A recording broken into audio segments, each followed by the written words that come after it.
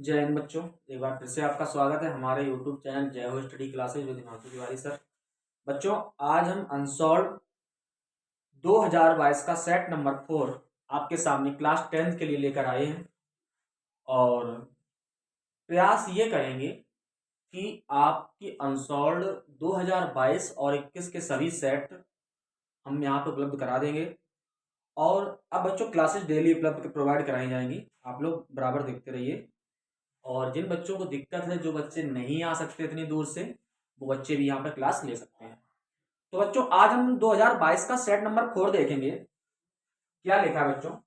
पहला क्वेश्चन मेरे पास है, पहला क्वेश्चन मेरे पास लिखा है। क्या लिखा है बच्चों? किसी धनात्मक पूर्णांक, किसी धनात्मक पूर्णांक, किसी धनात्मक पूर्णांक, इसके बाद क्या लिखा है बच्चों? किसी धनात्मक पूर्णांक p के लिए, p के लिए हमसे कहा गया है प्रत्येक धनात्मक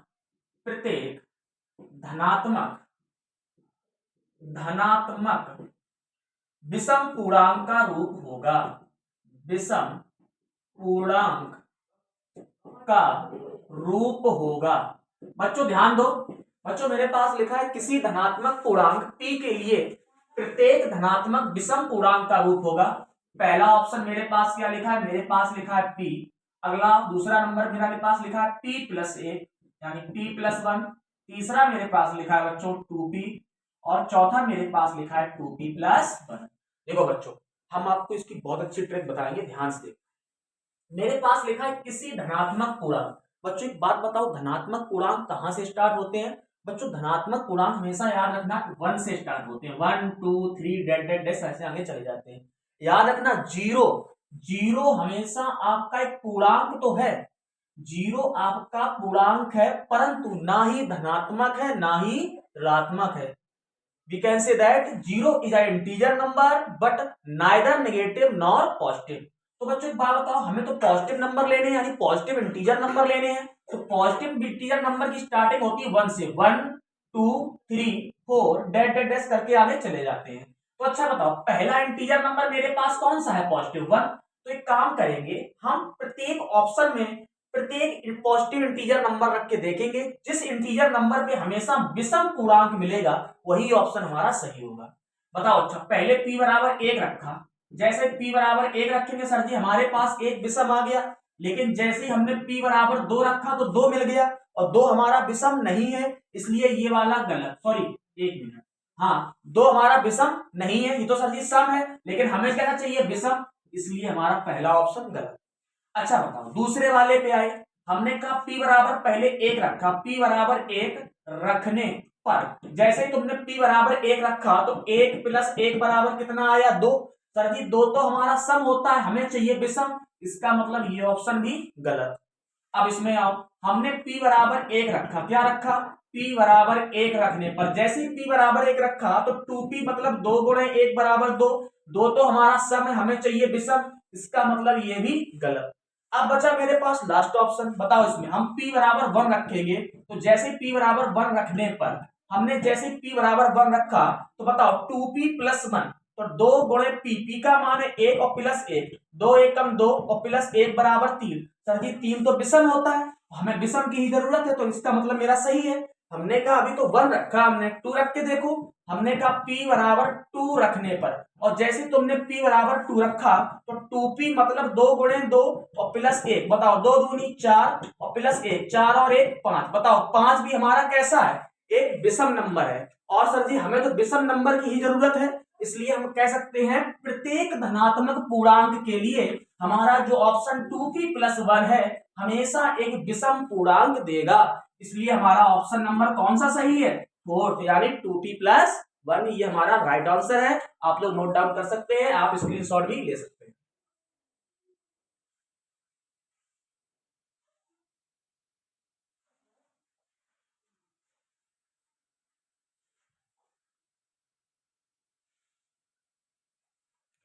इसके बाद चलते हैं बच्चों अगले क्वेश्चन की तरफ, इसको अरेंज किए देते हैं।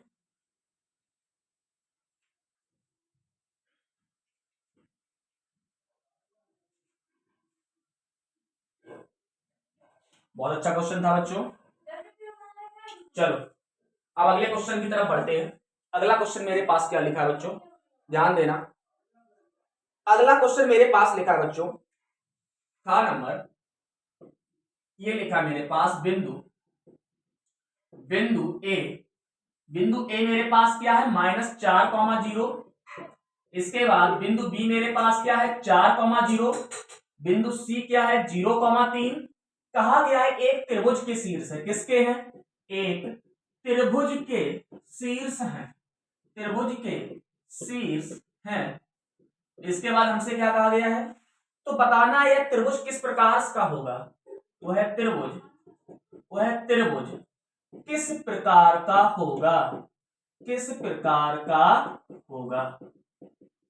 अच्छा बच्चों, ऑप्शन हमारे पास क्या दिए गए हैं, ऑप्शन मेरे पास दिया है पहला ऑप्शन समकोण त्रिभुज, समकोण त्रिभुज।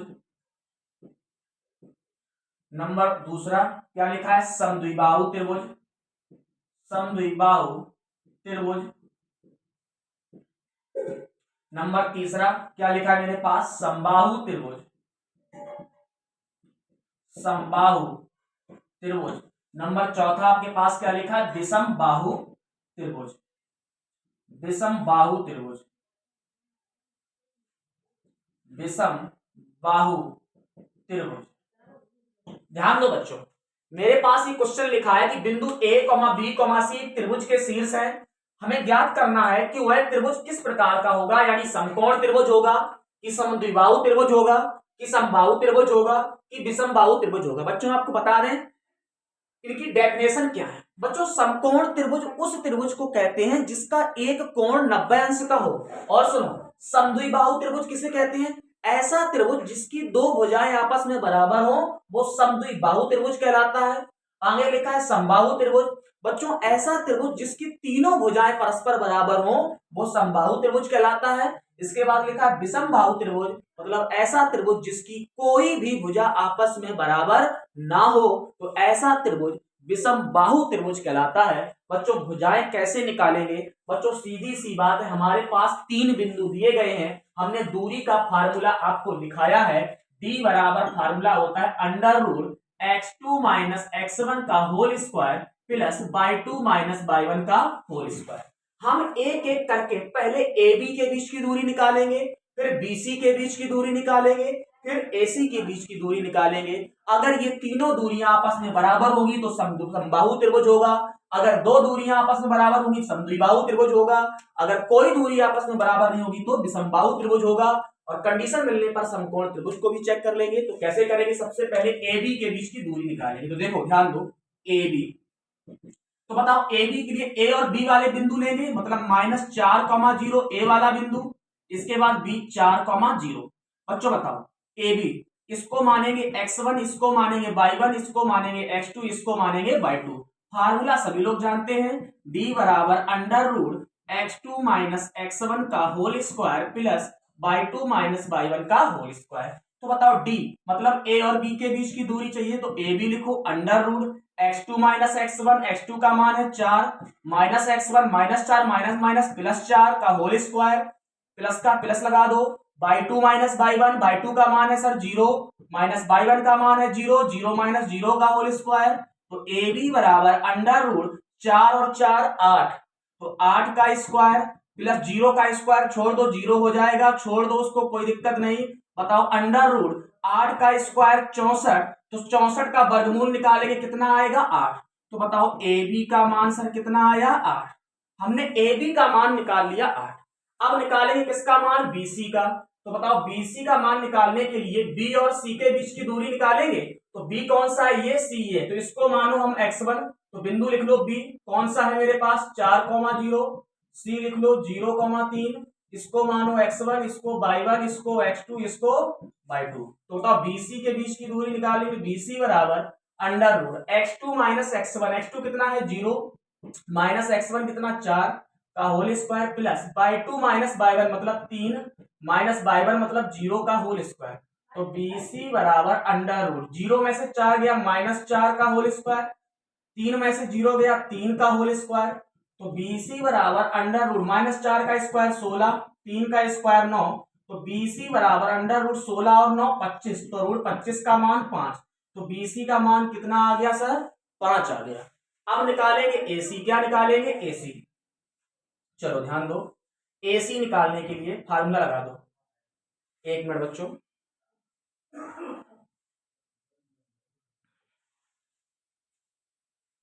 चलो AC बताओ। AC बराबर, अब A और C, A वाले बताओ, इधर लिख लो बेटा। मेरे पास A क्या है? -4,0, ये A है, और C क्या है मेरे पास? C है मेरे पास 0,3। तो इसको मानो x1, इसको मानो y1, और इसको मानो x2, इसको मानो y2। लगा दो formula. Under root x2 minus x1, x2 का मान है 0, माइनस x1 कितना है मेरे पास? -4 माइनस +4 का whole square, plus y2 minus y1, y2 का मान है 3, माइनस y1 का मान 0 का होल स्क्वायर। तो AC बराबर अंडर रूट 0 + 4, 4 का होल स्क्वायर, 3 में से 0 गया 3, 3 का होल स्क्वायर। तो बताओ AC बराबर अंडर रूट 4 का स्क्वायर 16, 3 का स्क्वायर 9, तो 16 9 25, अंडर रूट 25 का मान कितना आया? 5। तो AC का मान कितना निकल आया सर? 5। अब ध्यान देना बच्चों, मेरे पास AB का मान निकला 8 और BC का मान निकला 5 और AC का मान निकला 5। अब जरा गौर से देख के बताओ, क्या इसमें दो भुजाएं आपस में बराबर है? बिल्कुल सही बात है, दो भुजाएं आपस में बराबर है। सर 3 भुजाएं तो बराबर नहीं है। अगर दो भुजाएं आपस में बराबर है तो हम कहेंगे AC बराबर BC। अगर दो भुजाएं बराबर होंगी तो कौन सा त्रिभुज संभव होगा? समद्विबाहु त्रिभुज। बच्चों आपका option number second will be correct answer. Note कर सकते हैं आप लोग, स्क्रीनशॉट भी ले सकते हैं। इसी के साथ हम मिलेंगे अगले क्वेश्चन पे, नोट करिए तब तक।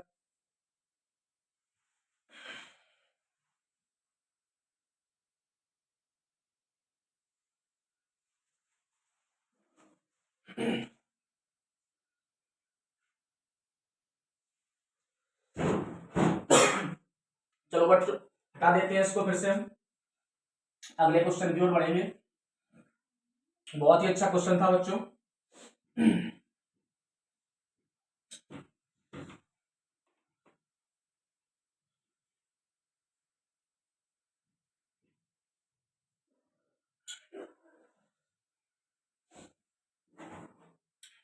अगला क्वेश्चन देखो बच्चों, क्या लिखा है? लिखा है दो समरूप त्रिभुजों के क्षेत्रफल क्रमशः 20 सेंटीमीटर स्क्वायर और 45 सेंटीमीटर स्क्वायर है।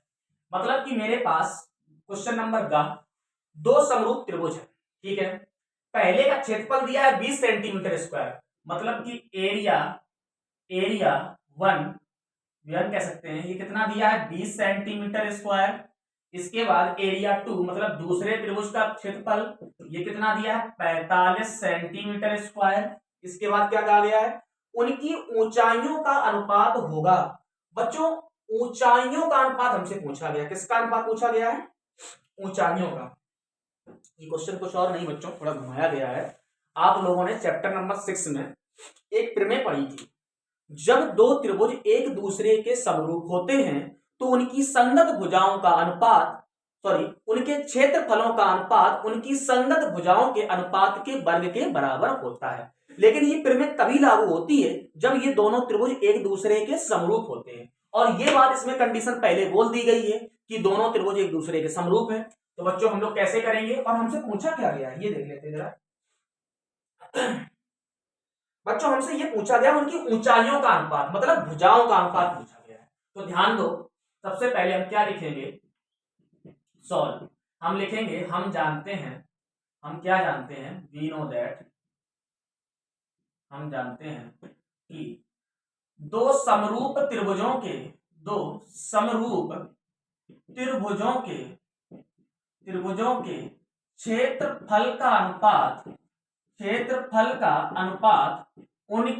क्षेत्रफल का अनुपात उनकी संगत भुजाओं के अनुपात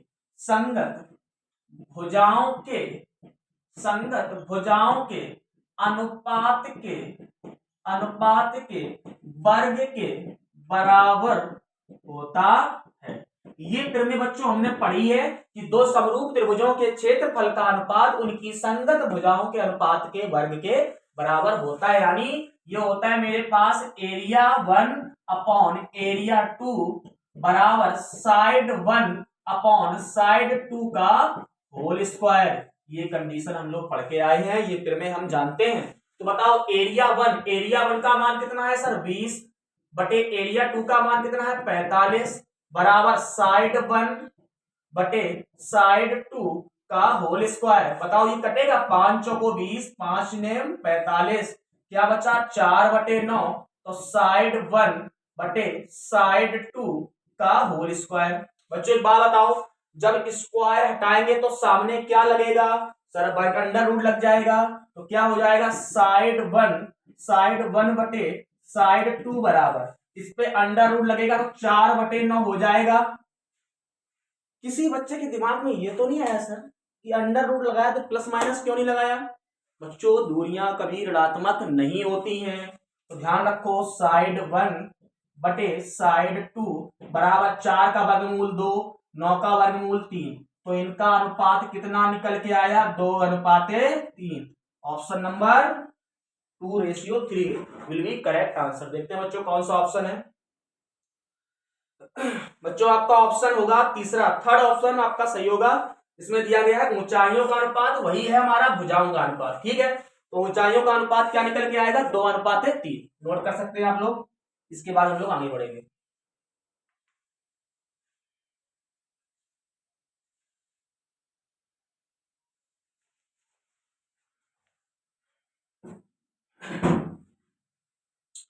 चलो इसको हटा देते हैं बच्चों, स्क्रीनशॉट ले लिया होगा आप लोगों ने।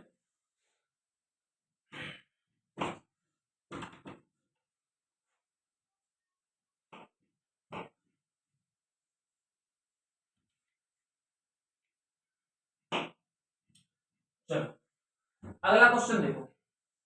अगला क्वेश्चन बच्चों मेरे पास लिखा है घा नंबर क्या लिखा है मेरे पास लिखा है tan theta equal to 2ab upon a square minus B square. और तो पूछा गया है cos थीटा का मान बताओ, cos थीटा का मान याद करना है। चलो बच्चों देखते हैं कैसे करेंगे। बताओ tan थीटा बराबर कितना दिया है 2ab upon a square minus B square. बच्चों एक बात बताओ, त्रिकोणमिति अनुपात हमने समकोण त्रिभुज से पढ़ाया है, tan थीटा बराबर होता है लंब बटे आधार। मतलब हमारे पास जो 2ab है ये क्या है सर लंब, तो लंब कितना है मेरे पास 2ab, आधार कितना है मेरे पास sir a square minus B square, ये हम लोगों ने निकाला। चलो अब हम लोग आएंगे समकोण त्रिभुज से। किससे? समकोण त्रिभुज से। बताओ समकोण त्रिभुज से, किससे? त्रिभुज से। बताओ समकोण त्रिभुज हम लोग जब बनाते हैं इस तरह का बनेगा अगर हम लोग इस कोण के सापेक्ष बात करेंगे तो इस कोण के सापेक्ष सामने भुजा लंब कहलाएगी, ये आधार कहलाएगा और ये कर्ण कहलाएगा। बताओ लंब कितना दिया है सर 2ab और आधार कितना दिया है सर मेरे पास a square minus B square. अच्छा बताओ समकोण त्रिभुज है अगर ये मेरा, तो मेरे पास दो भुजाएं दी गई हैं, पाइथागोरस की प्रमेय से हम तीसरी भुजा निकाल लेंगे। तो कैसे लिखेंगे हम लोग पाइथागोरस प्रमेय से, पाइथागोरस प्रमेय से, पाइथागोरस प्रमेय से हम लोग क्या कहेंगे सर, हम जानते हैं कि कर्ण का स्क्वायर बराबर लंब का स्क्वायर प्लस आधार का स्क्वायर। तो कर्ण बताओ, कर्ण तो हमें निकालना है सर, तो कर्ण ऐसे लिख दो कर्ण का होल स्क्वायर, लंब का स्क्वायर, लंब कितना है 2ab का होल स्क्वायर प्लस आधार का स्क्वायर, मतलब sir a square minus B square का होल स्क्वायर। तो करो अच्छा, कर्ण का होल स्क्वायर बराबर 2ab का स्क्वायर करेंगे 2 का स्क्वायर 4, a का स्क्वायर a स्क्वायर b का square b square plus a square a minus b का whole square, sir a square मतलब a की पावर 4 प्लस b स्क्वायर मतलब b की पावर 4 माइनस 2ab मतलब minus 2a square b square. इसके बाद देखो कर्ण का होल स्क्वायर, बताओ a की पावर 4 ऐसे लिख दो प्लस b की पावर 4 ऐसे लिख दो, 4a स्क्वायर बी स्क्वायर में से 2a स्क्वायर बी स्क्वायर चले गए, प्लस का 2a स्क्वायर बी स्क्वायर बचा। बच्चों बताओ ये मेरे पास एक फार्मूला लिखा है, कर्ण का होल स्क्वायर बराबर किसका लिखा है a square plus B square का होल स्क्वायर लिखा है। अरे भाई देखो a square plus B square का होल स्क्वायर, ए स्क्वायर मतलब ए की पावर 4 प्लस बी स्क्वायर मतलब बी की पावर 4 प्लस 2ab मतलब 2a स्क्वायर बी स्क्वायर। अब बताओ, अच्छा स्क्वायर से स्क्वायर खत्म हो जाएगा तो कर्ण बराबर मेरे पास कितना निकला, ए स्क्वायर प्लस बी स्क्वायर। तो कर्ण कितना निकला है मेरे पास, ए स्क्वायर प्लस बी स्क्वायर। अच्छा हमने कर्ण भी निकाल लिया, अब हमें निकालना क्या है, हमें तो निकालना है सर कॉस थीटा। बच्चों कॉस थीटा बराबर सभी लोग जानते हैं आधार बटे कर्ण होता है। तो बताओ कॉस थीटा बराबर आधार कितना है सर, ए स्क्वायर माइनस बी स्क्वायर बटे कर्ण भी कितना निकाला सर, ए स्क्वायर प्लस बी स्क्वायर, जो कि कॉस थीटा का मान निकल आया। देखो बच्चों कौन सा ऑप्शन है,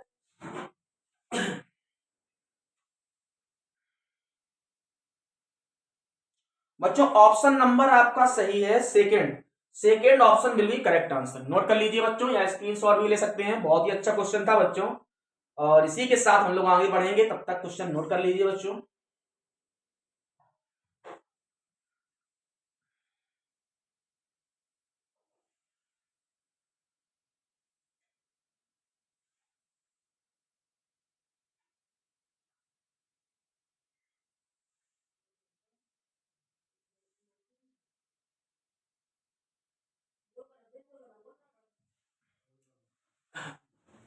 चलो बच्चों हटाते हैं इस क्वेश्चन को फिर से।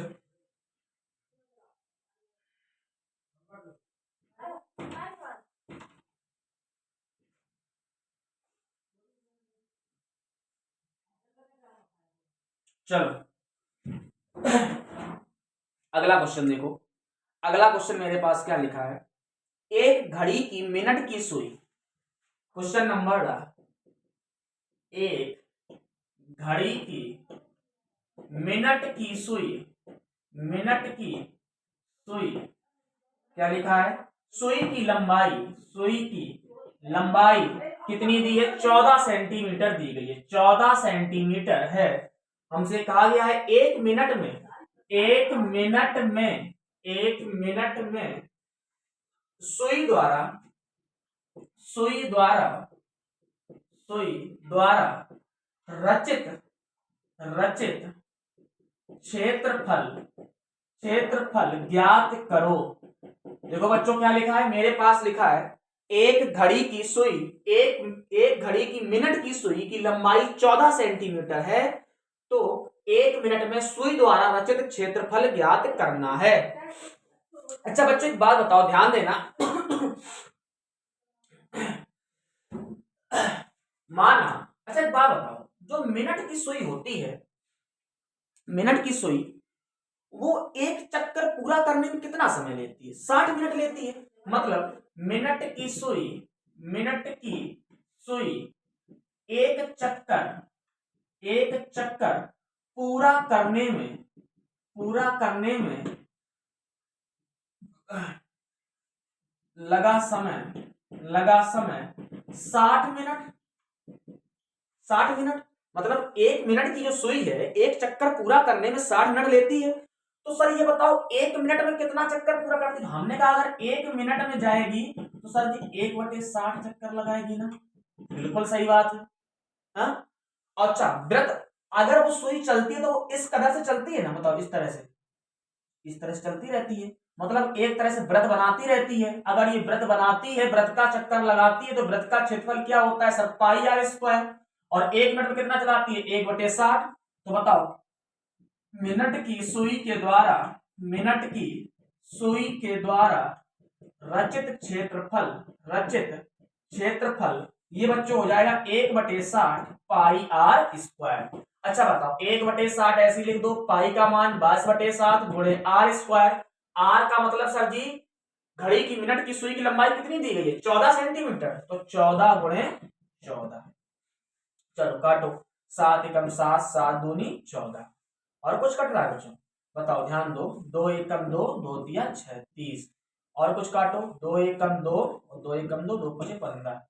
तो ऊपर देखो क्या बचा, 11 × 14 और बटे नीचे 15। कराओ गुना, 14 एकम 14 की 4 हासिल गया, 1 14 एकम 14 और 1 15, मतलब 154/15। यही ऑप्शन आ रहा है, देखो अच्छा क्या आ रहा है चेक करो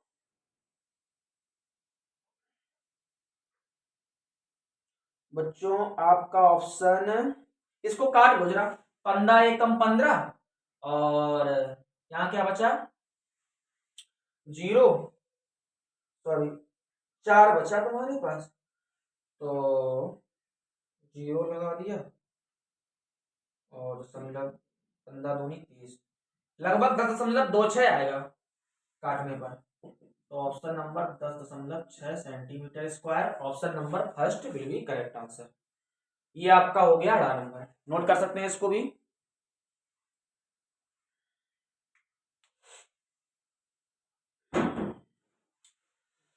चलो बच्चों इसको हटाते हैं फिर से।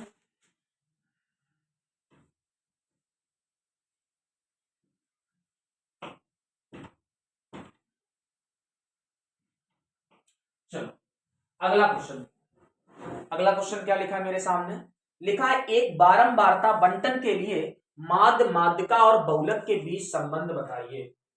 माध्य माध्यिका और बहुलक के बीच संबंध बताइए। माध्य माध्यिका और बहुलक के बीच, बहुलक के बीच संबंध बताओ। क्या बताना है बच्चों, संबंध बताओ। बच्चों ये फार्मूला याद कर लो, हमेशा काम आएगा ये संबंध, और हो सकता है इस बार एग्जाम में भी आएगा। फार्मूला ये होता है बच्चों, बहुलक बराबर, संबंध ये होता है बहुलक बराबर 3 माध्यिका, 3 माध्यिका मतलब 3 माध्यिका माइनस 2 माध्य।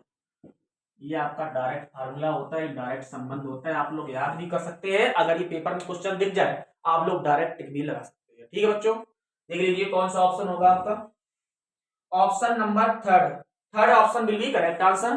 बच्चों आज के जितने भी सेट 4 के हमारे ऑब्जेक्टिव क्वेश्चन थे हम लोगों ने कर लिए हैं, और आगे की क्लास देखने के लिए आप लोग बने रहिए मेरे साथ, और अगला वीडियो आपके साथ जल्द ही आएगा। ठीक है बच्चों, और प्रयास ये कीजिए बच्चों, क्लासें अब डेली होगी, आप लोग क्लासें भी देखते रहिए और शेयर भी कर दीजिए। जिन बच्चों के पास क्लास नहीं पहुंच पा रही उनके पास भी शेयर कर दीजिए बच्चों।